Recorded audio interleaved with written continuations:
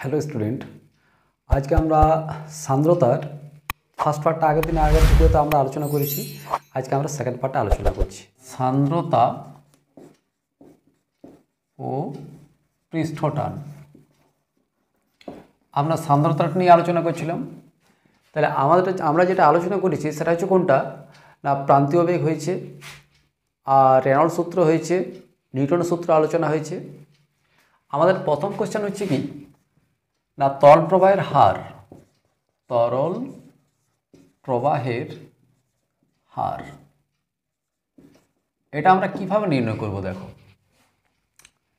একটা নল, এটার মধ্যে দিয়ে একটা তরল প্রবাহিত হচ্ছে। যদি তরলের বেগ যদি আমরা ভি বলি এবং এই প্রস্থচ্ছেদের যেটা ক্ষেত্রফল সেটা হচ্ছে আলফা। প্রস্থচ্ছেদের ক্ষেত্রফল হচ্ছে কত? আলফা।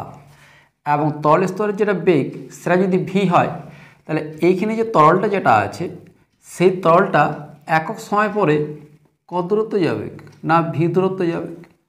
যেহেতু তরল স্তরের বেগ হচ্ছে কত? ভি, তাহলে এই তরলটা পৌঁছেছে এইখান পর্যন্ত। তাহলে আমরা প্রতি সেকেন্ডে এরকম একটা তরল স্তম্ভ পাবো, যেটা প্রতি সেকেন্ডে যেটা নির্গত হবে। তাহলে এই যে লম্ববৃত্তাকার যে চোঙটা আমরা পাচ্ছি, এই চোঙটার আয়তন যদি আমরা নির্ণয় করি, তাহলে দৈর্ঘ্য ইন্টু ক্ষেত্রফল। তাহলে দৈর্ঘ্য আমরা কোনটা ধরছি না, এই দৈর্ঘ্যটা, এটা হচ্ছে আমাদের ভি, আর ক্ষেত্রফল হচ্ছে আলফা। তাহলে তরল প্রবাহের হার আমরা কি লিখব?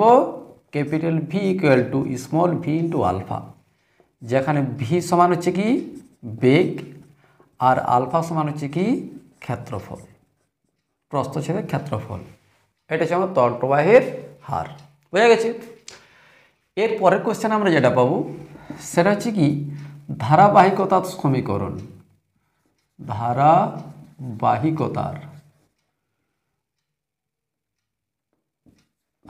ধারাবাহিকতার সমীকরণ। দেখো, ধারাবাহিকতার সমীকরণ হচ্ছে কোনটা না, একটা নল ধরছি আমরা, একটা অসম প্রস্থচ্ছেদ বিশিষ্ট। এই যে দুটো অংশ যেটা আছে, এই দুটো অংশের প্রস্থচ্ছেদের ক্ষেত্রফল এটার হচ্ছে আমাদের আলফা 1 আর বেগ হচ্ছে v1।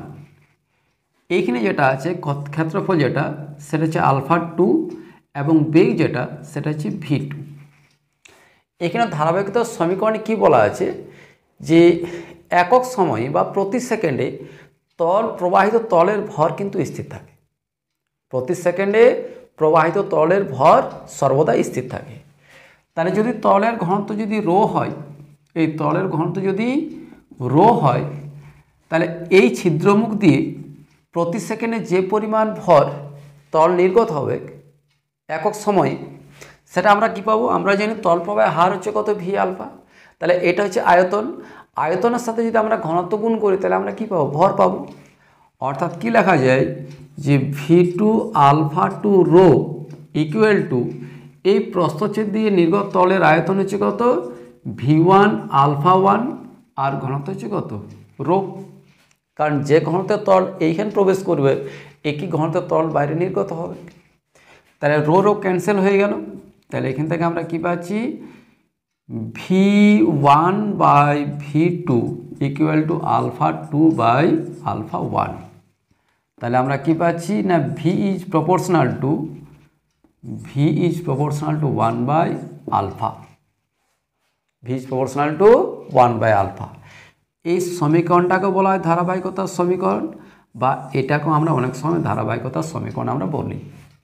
এইখান থেকে আরেকটা অ্যান্সার আমরা পাবো, সেটা হচ্ছে কি যে তরল স্তরের যেটা বেগ বা প্রবাহের যেটা বেগ সেটা হচ্ছে প্রস্থচ্ছেদের ক্ষেত্রফলের সাথে ব্যস্তানুপাতিক।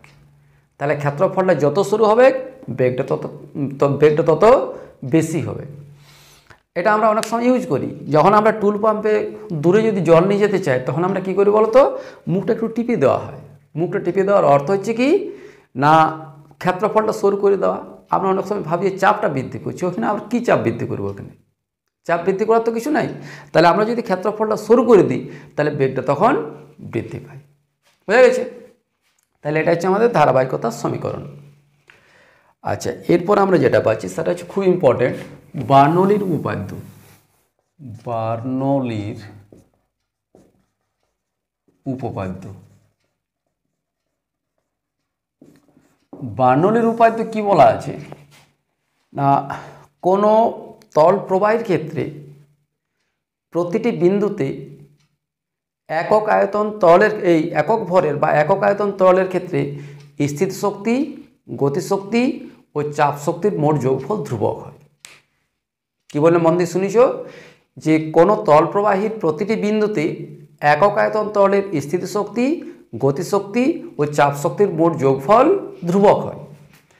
আমরা যদি গতিশক্তির কথা হিসাব করি, যেহেতু একক আয়তন তল বলা আছে, আমরা রাশিমালাটি কি জানি, হাফ mv², এটা আমরা রাশিমালা জানি। তাহলে যদি একক আয়তন তলের ক্ষেত্রে হিসাব করি, তাহলে একক আয়তন তলে যেটা ভর সেটাও তার ঘনত্ব, তাহলে এটাকে আমরা কি লিখবো, হাফ ρv²। আর স্থির শক্তি যেটা, সেটা হচ্ছে কত আমরা জানি mgh, তাহলে m এর জায়গায় লিখবো ρgh plus P equal to ধ্রুবক। যে কোনো বিন্দুতে আমরা গতিশক্তি, স্থিতিশক্তি ও চাপ শক্তির মোট যোগফল আমরা স্থির পাবো। বুঝা গেছে? এটা হচ্ছে বার্নৌলির উপপাদ্যের গাণিতিক রূপ। এটাকে একটু অন্য রূপে লেখা হয়, সেটা হচ্ছে কি না, আমরা যদি বোথ সাইড যদি রোজি দিয়ে ভাগ করি, তাহলে এটা লেখা যায় v²/2g plus h plus p/ρg equal to ধ্রুবক। কারণ রোজিটাও তো ধ্রুবক, তলের ঘনত্ব এবং অভিকর্ষ ত্বরণের গুণফল এটা যদি ধ্রুবক হয়, তাহলে এই পাশটা আমরা ধ্রুবক পাবো। এরপর এই যে রাশিমালাটা যেটা, সেটাকে বলা হয় বেগ শীর্ষ। বেগ শীর্ষ। এইচটাকে বলা হয় কি না, উচ্চতা শীর্ষ। উচ্চতা শীর্ষ। আর এই যে p/ρg যেটা, সেটাকে বলা হয় চাপ শীর্ষ। প্রত্যেকটার মাত্রা যেটা, সেটা দৈর্ঘ্যের মাত্রার সাথে সমান হয়, সেই জন্য এটাকে বেগ শীর্ষ বলা হচ্ছে, এটাকে উচ্চতা শীর্ষ, আর এটা হচ্ছে কি আমাদের চাপ শীর্ষ। এটা হচ্ছে বার্নৌলির উপপাদ্যের গাণিতিক রূপ। এবং বার্নৌলির উপপাদ্যটা এভাবেও বলা যায় যে বেগ শীর্ষ, উচ্চতা শীর্ষ ও চাপ শীর্ষের মোট যোগফল ধ্রুবক হয়। হয়ে গেছে? আচ্ছা, এরপর আমরা পাবো কি না, বার্নৌলির উপপাদ্যের কতগুলো প্রয়োগ আছে। বার্নৌলির উপপাদ্যের সাহায্যে আমরা যে কোনো তল প্রবাহের হার আমরা নির্ণয় করি। যে কোনো প্রবাহের ক্ষেত্রে তল প্রবাহের হার আমরা কিভাবে নির্ণয় করি। তাহলে প্রথমে আসি, এটা হচ্ছে আমাদের venturi meter. Venturi meter. Venturi মিটারের সাহায্যে আমরা কিভাবে নির্ণয় করব, দেখো।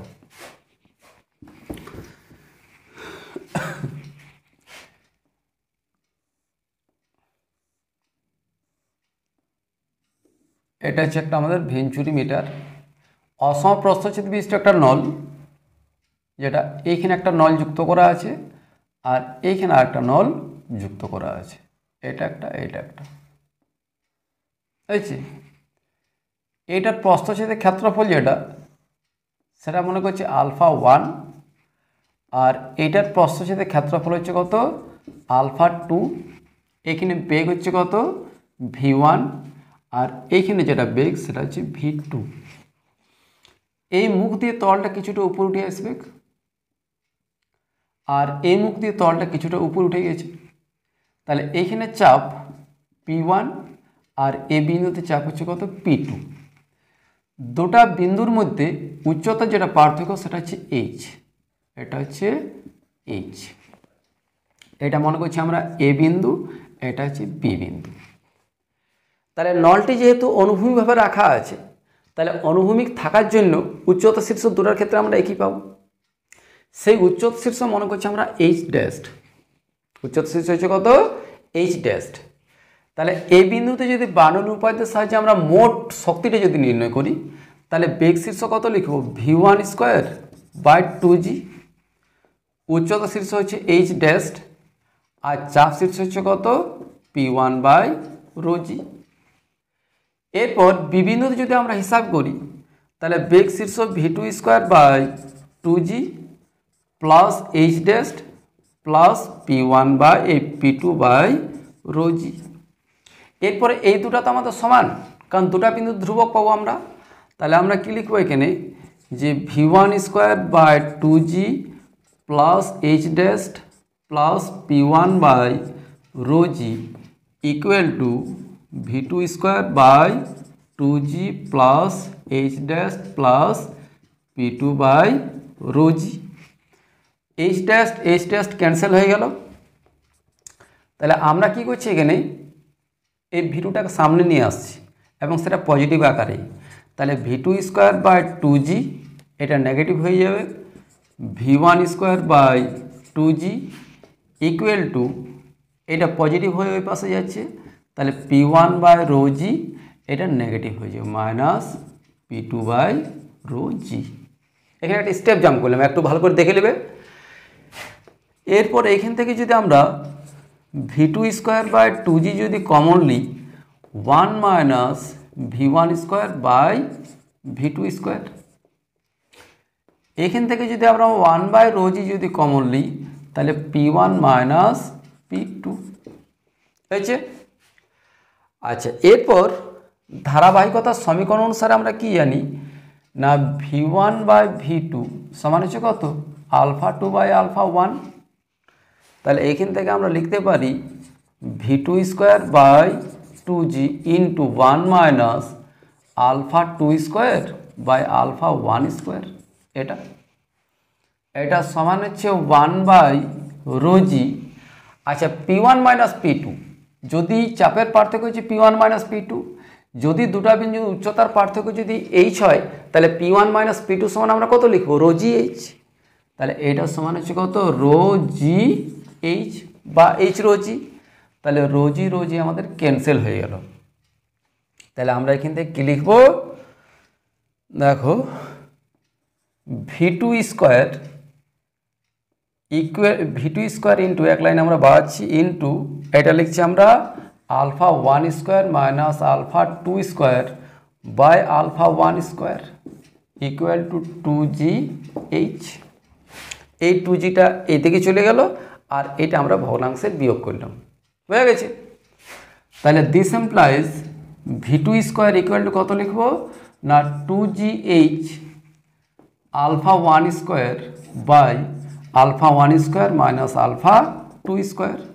তাহলে this implies v2 equal to alpha 1 into root of 2gh by alpha 1 square minus alpha 2 square. এটা হচ্ছে কি আমাদের বেগ পাওয়া গেল। এরপরে তরল প্রবাহের হার, যেটা তরল প্রবাহের হার, এটা আমরা কত জানি না ক্যাপিটাল ভি সমান কত লিখব v2, এটা হচ্ছে v2 আলফা 2। তাহলে দিস এমপ্লাইজ ক্যাপিটাল ভি অর্থাৎ তরল প্রবাহের হার ইকুয়াল হচ্ছে কত alpha 1 alpha 2 into root of 2gh by alpha 1 square minus alpha 2 square. হয়ে গেছে। এটা হচ্ছে আমার তরল প্রবাহের হার, এখান থেকে আমরা নির্ণয় করি। বুঝতে পারছ? একটু ক্যালকুলেশনটা লম্বা কিন্তু সহজ, হয়ে গেছে। কোনো আমরা বাড়তি কোনো জিনিস আমরা এখানে হিসাব করছি না। এরপর দেখো আরেকটা ব্যবহারিক প্রয়োগ আছে, সেটা হচ্ছে আমাদের পিটোট নল। পিটোট নলের সাহায্যে আমরা কীভাবে তরল প্রবাহের হার নির্ণয় করব, এটা হচ্ছে আমাদের পিটোট নল। তাহলে আমরা একটা প্রবাহীর এইভাবে আছে, একটা নল সোজা প্রবেশ করানো হয়েছে, মুখটা এইভাবে আছে। আরেকটা নলকে আমরা কি করছি এইভাবে বাঁকানো আছে, এইভাবে আছে, মুখটা এইভাবে আছে, সমকোণে বাঁকানো আছে। এরপর এটা দিয়ে যদি তরল যায় তাহলে কী হবে বলো তো, এই নল দিয়ে তরল কিছুটা উপর উঠবে এবং এটা দিয়েও তরল কিছুটা উপর উঠবে। এটা দিয়ে আমাদের একটু বেশি উঠেছে আর এটা দিয়ে একটু কম উঠবে। এখানে চাপ মনে করছি আমরা P1 আর এখানে চাপ হচ্ছে কত P2। এটার উচ্চতার পার্থক্য হচ্ছে H, উচ্চতার পার্থক্য হচ্ছে কত H। এইখানে ছিদ্রমুখে যেটা বেগটা আমরা পাবো সেটা হচ্ছে V। এইখানে ছিদ্রমুখে তরলটা প্রবেশ করবে, তারপরে এইদিকে তো আমরা কোনো আর বেগ পাবো না, এটা যেহেতু বন্ধ করা আছে, তাহলে এখানে বেগটা হচ্ছে কত 0। আচ্ছা, দুটাই একই অনুভূমিক তলে রাখা আছে, তাহলে উচ্চতা শীর্ষ দুটার ক্ষেত্রে একই পাবো। আর চাপ তো P2 এবং P1 হয়েছে। তাহলে এই প্রথম নলটা এ নল, দ্বিতীয় নলটা হচ্ছে বি নল। তাহলে প্রথম নলটার ক্ষেত্রে যদি আমরা বেগ শীর্ষ হিসাব করি, তাহলে v²/2g, উচ্চতা শীর্ষ হচ্ছে h ড্যাশড এবং চাপ শীর্ষ লিখছি আমরা P2/ρg। হয়েছে। বি নলটার ক্ষেত্রে যদি আমরা হিসাব করি, তাহলে বেগ শীর্ষ কত পাবো 0, উচ্চতা শীর্ষ হচ্ছে কত h ড্যাশড আর চাপ শীর্ষ হচ্ছে কত না P1/ρg। এরপরে এই অংশটা এবং এই অংশটা বা এই দুটো রাশি আমরা কি পাবো, সমান পাবো। আমরা কি লিখছি এখানে v²/2g plus h dashed plus P2/ρg equal to h dashed plus P1/ρg। তাহলে h ড্যাশড ক্যান্সেল হয়ে গেল, তাহলে এখান থেকে v²/2g equal to P1/ρg minus of P2/ρg হয়েছে। তাহলে this implies v²/2g equal to 1/ρg যদি কমন নিই, তাহলে আমরা কি পাচ্ছি P1 মাইনাস P2। এরপর উচ্চতার পার্থক্য কত বলা আছে h, তাহলে P1 মাইনাস P2 সমান আমরা কত লিখবো h ρg। This implies v²/2g equal to h ρg/ρg। তাহলে ρg ক্যান্সেল হয়ে গেল, তাহলে এখান থেকে v² ইকুয়াল টু হচ্ছে কত 2gh। This implies v equal to √2gh। তাহলে তল প্রবাহের যেটা বেগ সেটা হচ্ছে √2gh। যদি প্রস্থচ্ছেদের ক্ষেত্রফল যদি আমরা আলফা বলি, তল প্রস্থচ্ছেদের ক্ষেত্রফল যদি আলফা হয়, তাহলে তল প্রবাহের হার ক্যাপিটাল V ইকুয়াল টু কত লিখবো স্মল v ইন্টু আলফা, অর্থাৎ alpha into √2gh, alpha into √2gh। এটা হচ্ছে তল প্রবাহের হার। এটা কার সাহায্যে না পিটোর নলের সাহায্যে। দেখো বার্নৌলির উপপাদ্যের আরেকটা আমরা প্রয়োগ পাবো, সেটা হচ্ছে কি পাত্রের ছিদ্রমুখে নির্গত তরলের বেগ। এটা আমরা কার সাহায্যে নির্ণয় করব না বার্নৌলির উপপাদ্যের সাহায্যে। তাহলে আমরা একটা পাত্র নিচ্ছি, এইভাবে আছে, পাত্রের পার্শ্বতল একটা ছিদ্র আছে, এরপর এত দূরত্ব পর্যন্ত তল পূর্ণ করা আছে। নিচের তল থেকে এই যে উচ্চতা যেটা সেটা হচ্ছে h2 আর এটা যেটা সেটা হচ্ছে h1, এটা হচ্ছে কত h1। এইখানে যেটা বেগ সেটা মনে করছি v, তলের বেগ হচ্ছে কত v। তাহলে এটা হচ্ছে আমাদের উচ্চতার পার্থক্য যেটা সেটা হচ্ছে h2 মাইনাস h1, এটা সমান হচ্ছে h। এটা হচ্ছে আমাদের a বিন্দু আর এটা হচ্ছে আমাদের b বিন্দু। দুটা বিন্দুতে আমরা বার্নৌলির উপপাদ্যের সাহায্যে যে মোট শক্তিটা যেটা করি সেটা আমরা এই দুটো বিন্দুতে হিসাব করব। আচ্ছা, চাপ যেটা সেটা দুটারই p। তাহলে এ বিন্দুতে যদি আমরা হিসাব করি, তাহলে বেগ শীর্ষ কত লিখবো v²/2g, উচ্চতা শীর্ষ হচ্ছে কত না h1 প্লাস p/ρg। যখন আমরা বি বিন্দুতে হিসাব করব, তাহলে বি বিন্দু তো তলের এখানে কোনো বেগ নাই, তাহলে বেগ শীর্ষ হচ্ছে কত 0 প্লাস উচ্চতা শীর্ষ হচ্ছে h2 প্লাস p/ρg। তাহলে p/ρg ক্যান্সেল হয়ে গেল, তাহলে এখান থেকে v²/2g ইকুয়াল টু হচ্ছে কত h2 মাইনাস h1। তাহলে h2 মাইনাস h1 সমান কত পাওয়া গেছে এখানে h। তাহলে আমরা এখানে কি লিখছি এখানে যে v²/2g ইকুয়াল টু হচ্ছে h। This implies v² equal to 2gh। This implies v equal to √2gh। এটা হচ্ছে কি নির্গত তলের বেগ। এটা হচ্ছে একটা খুব একটা পরিচিত রাশিমালা, সেটা আমরা সেমিস্টার 1-এর ফার্স্ট চ্যাপ্টার যেটা স্মৃতিবিজ্ঞান, সেই স্মৃতিবিজ্ঞানে আলোচনা হয়েছিল। কি পাওয়া গেছিল না অবাধে পতনশীল বস্তুর যেটা বেগ সেটা √2gh। তাহলে এইখান থেকে কী করছে টর্সেলি, এটাকে বলা হচ্ছে টর্সেলি উপাদ্য। যে অবাধে পতনশীল বস্তুর যেটা বেগ বা যে বেগ অর্জন করে এইচ গভীরতায় যদি কোনো একটা ছিদ্র থাকে তাহলে ছিদ্রমুখী নির্গত তরলের বেগ দুটা সমান হয়।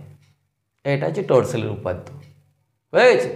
তাহলে টর্সেলের উপাদ্য কী বলা আছে না এইচ উচ্চতা থেকে যদি কোনো একটা বস্তুকে ছাড়া হয় তাহলে সেক্ষেত্রে যে বেগ অর্জন করে সেই বেগটা কার সাথে সমান না এইখান থেকে যদি এইচ গভীরতায় যদি কোনো একটা ছিদ্র থাকে সেই ছিদ্রমুখী নির্গত তরলের বেগ দুটা সমান হয়। হয়ে গেছে? এটাকে বলা হয় কি টর্সেলির উপপাদ্য। বুঝতে পারছো? তাহলে এই ভিডিওতে আজ এই পর্যন্ত থাক। বাকি যে জিনিসগুলো আছে সেগুলো পরে ভিডিওতে আলোচনা করব। আর কোন কোন জায়গায় তোমাদের প্রবলেম হচ্ছে সেগুলো অবশ্যই কমেন্ট করে জানাবে।